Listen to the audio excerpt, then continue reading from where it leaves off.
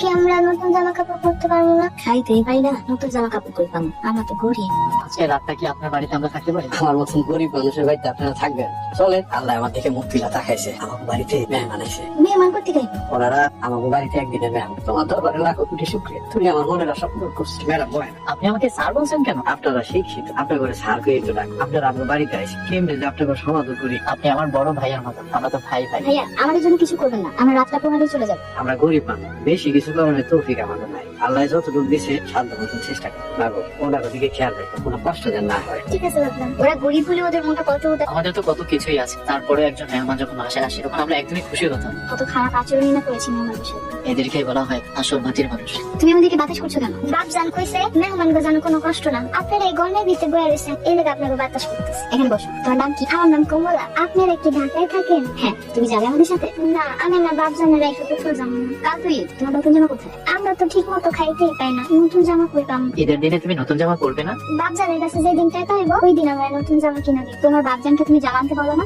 না, আম্মাই কইছে বাপ জানলে জামার কথা কইলে বাপ জান কষ্ট পায়, এর লেগে কইনি। ঈদের দিন তোমার নতুন জামা পরতে ইচ্ছে করে না? অনেক কিছু করে, এর লেগেই তো ঈদের দিন বাড়িতে বাইরে না। কেন? কারণ সবাই নতুন জামা পরে বাইরে, আমি পুরান জামা পরে বাইরে হলে কেউ আমার লগে মিশতে চায় না। সবাই কয় আমি ময়লা পোশাক পরে বাইরে, তখন খুব কষ্ট লাগে।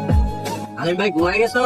এত রাইতে রাখতেছো কেন? আমার না এক হাতি ডিম দিবা বাকিতে, কালকা দুপুর বেলা তোমার টাকা দিয়ে যাও। এই দুপুর রাইতে তুমি বাকি ডিম চাইতেছো? আমার বাড়িতে না মেহমান আছে, নিজেই খাইতে পারো না, আবার মেহমান বাকিটাকে দিতে পারো না। তুমি যাও তো, ভাই তোমার পায়ে দুটা ধরে আমার কথা শুনো, পরে এক হাতি ডিম দাও। যাও তো তুমি, এত রাইতে আমি দোকানে যাইতে পারবো না। এখন আমি মেহমানদের সমাধান করুন কি দিয়া? আল্লাহ গো, এই প্রথম তুমি আমার বাড়িতে মেহমান পাঠাইলা, তাহলে সেইটা ভাত একটু ভালো মতন খাওয়াতে পারো না? আমরা এসে মনে হয় আপনাদেরকে কষ্ট দিয়ে ফেললাম। আমরা তো সৌভাগ্য আপনারা আইছে। কমলার বাপি কিন্তু অনেক খুশি হয়েছে। আচ্ছা, কি রান্না করছেন? ভাত রান্না করতেছি। কমলার বাপ গেছে ডিম আনতে। এত রাতে ডিম পাবে কোথায়? দোকান থেকে বাড়িতে গেছে। কালকে ঈদ, বাজার করেননি? কমলার বাপ ওই ভাঙা পাও নিয়ে কুলির কাম করে, কয়টা চাউল আর আলু আর নেই হয়ে যায়। শুধুমাত্র ভাত আর আলু খেতে আপনাদের কষ্ট হয় না? শুক্র আলহামদুলিল্লাহ। আপা, আপনার শাড়িটা কিন্তু খুব সুন্দর। আপনার পছন্দ হয়েছে? পরবেন? না, আল্লাহ যা দিছে তাতেই সুখী। ওরা কত সাধারণ, এক কাপড়ে জীবন যাচ্ছে, কোনো চাহিদা নেই। আপনার মেহমান করে খাওয়ান দেবো কি দিয়া? আল্লাহ, তুমি আমার বাড়িতে এই প্রথম মেহমান পাঠাইলা, আমি তো এবারে সমাদর করতে পারতেছি না। মালিক, আমি ক্ষমা করে দাও। কাঁদতেছেন কেন? বউ কালি হয়তো ডিম বাকিতে দিল না। এখন কেমনি কি করবেন? একটা কিছু ছাড়া ওনার সামনে আমি ভাত দিন কেন? তুমি কোনো চিন্তা করে না, তুমি ভাত বারো, আমি আইতাছি। এখন আপনি কই যাবেন আবার? জীবনে এই প্রথম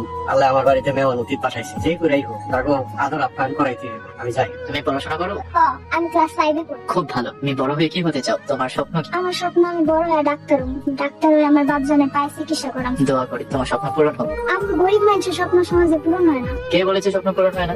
এই যে আমরা মেহমান হয়ে আসাতে তোমার বাবার স্বপ্ন পূরণ হয়েছে। তা ঠিকই কইছেন, আমার বাপ জানের স্বপ্ন পূরণ হয়েছে। তোমার স্বপ্ন একদিন না একদিন পূরণ হবে।